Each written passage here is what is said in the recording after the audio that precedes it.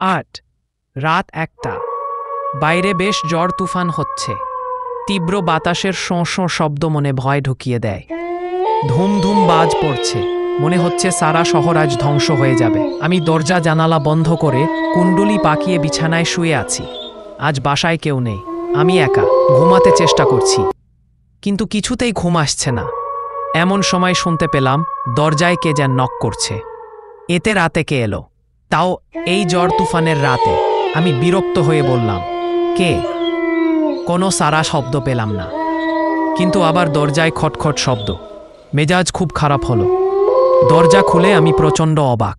রফিক এসেছে, আমার বাল্য বন্ধু। স্কুল কলেজে আমরা একসাথে পড়েছি।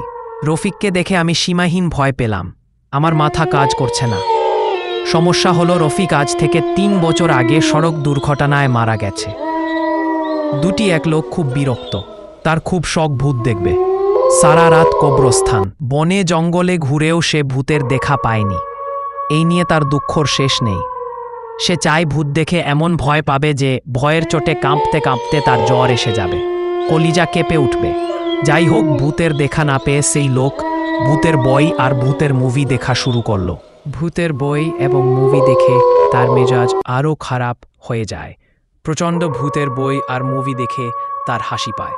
লোকটির বাসার সামনেই একটা কবরস্থান। একদিন রাতে ভূতের মুভি দেখে তার মেজাজ খুব খারাপ হলো। মেজাজ খারাপ ঠিক করার জন্য সে কবরস্থানে গেল। চিৎকার করে বলল, হে ভূত, আমাকে দেখা দাও। মৃত্যুর আগে আমি ভূত দেখে মরতে চাই, প্লিজ আসো আসো। জোছনা রাত ছিল সেদিন।